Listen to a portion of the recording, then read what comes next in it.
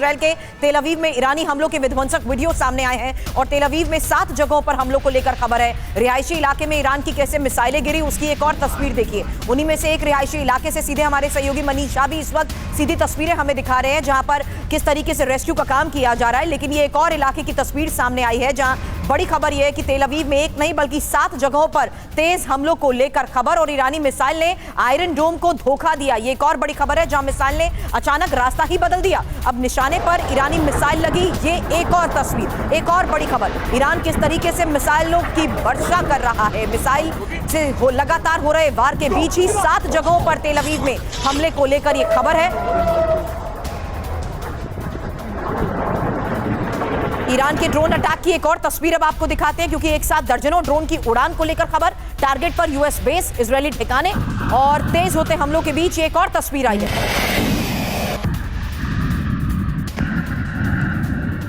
साफ है ईरान की नॉनस्टॉप बमबारी जारी है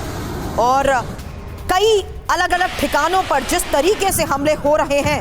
बड़ी खबर यह है कि तेल अवीव में 7 जगहों पर हमले को लेकर इस वक्त एक बड़ी खबर और तस्वीरें भी सामने आ चुकी हैं, जहां हमारे सहयोगी मनीष झा भी हमें बता रहे हैं कि लगातार सायरन बज रहे हैं, लोगों को शेल्टर्स में शरण लेनी पड़ रही है। ईरान के ड्रोन अटैक का एक और वीडियो अब देखिए, एक साथ दर्जनों ड्रोन की उड़ान को लेकर यह खबर है और जिस तरीके से हमले हो रहे हैं उसमें तेल अवीव पर ईरान के विध्वंसक प्रहार को लेकर खबर आ रही है, जहां ईरान ने कई मिसाइलें एक साथ दागी हैं और कई मिसाइलों को नाकाम करने का भी दावा इजराइल की तरफ से किया गया है।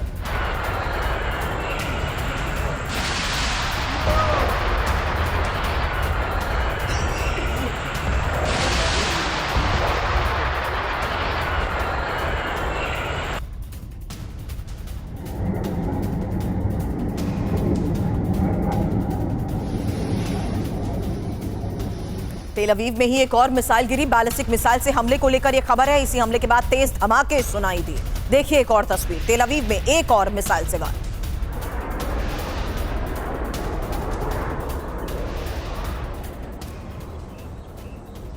तो लगातार हो रहे हमलों के बीच पिछले कई घंटों में हमले और ज्यादा तेज हो चुके हैं, जहां साफ है कि अलग अलग ठिकानों पर बैक टू बैक हमले हो रहे हैं। नॉन स्टॉप ईरान की तरफ से हो रही है बमबारी और साथ ही मिसाइल अटैक। एक और तेल अवीव पर भीषण मिसाइल हमला, जहां इजराइल की तरफ से कई हमलों को नाकाम करने का भी किया गया दावा।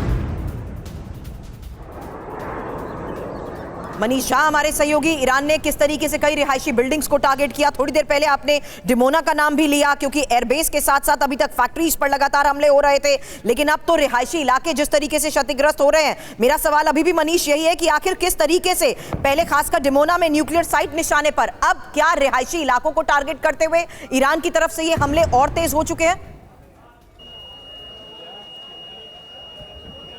देखिए, कम से कम इजरायली अथॉरिटी तो यही कह रही है कि ईरान के मिसाइल का जो टारगेट है वो यहाँ के सिविलियन है। हालांकि ईरान की तरफ से कहा जाता है कि अभी तक वो मिलिट्री साइट्स को अटैक कर रहे हैं, लेकिन जाहिर है कि यहाँ पर प्रत्यक्ष को प्रमाण किया, जो जिन इलाके में मिसाइल गिर रहे हैं या जिन इलाकों में मिसाइल हिट करती है, वो इलाके अभी तक मैंने जिन जिन इलाकों को देखा है वो सब ज़्यादातर मुझे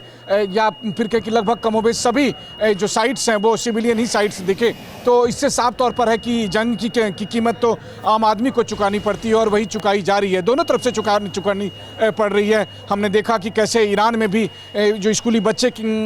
थे वो मारे गए थे, इसके अलावा सिविलियन मारे जा रहे हैं। यहाँ पर भी अगर आप देखिए तो इजराइल में भी जो इस मिसाइल के टुकड़े गिरते हैं, ये बात सही है कि जब मिसाइल को इंटरसेप्ट किया जाता है आसमान में और उसके बाद जब उसके टुकड़े अलग अलग जगह पर गिरते हैं तो वो कहीं भी गिर सकते हैं, किसी भी जगह पर गिर सकते हैं। कई बार वो हाईवे पर गिरते दिखते हैं, कई बार वो स्कूल पर गिरते दिखते हैं, कई बार वो किसी बिल्डिंग पर गिरते दिखते हैं और इन सब की वजह से होती है भारी तबाही, भारी विध्वंस और उसके बाद का जो सिलसिला शुरू होता है, यानी कि जिस तरह से आग लग जाती है या कई बिल्डिंग ध्वस्त हो जाती है। बल्कि अगर मैं आपको कहूं तो मैंने चूंकि अपनी आंखों से डिमोना और आराद के उन जगह को देखा कि एक अगर मिसाइल डायरेक्ट हिट करती है तो समझिए एक पूरा मोहल्ला जो है उसमें कम से कम 100-200 बिल्डिंग की ऐसी हालत हो जाती है कि जिसको दोबारा से इस्तेमाल करना नामुमकिन होता है। लेकिन अगर जब मिसाइल के टुकड़े गिरते हैं तो मिसाइल के टुकड़े गिरने के बाद कम से 8-10 बिल्डिंग तो बहुत सीधे तौर पर प्रभावित होती है, लेकिन उससे 200-400 मीटर दूरी पर जो बिल्डिंग होती है उसके सिर्फ कांच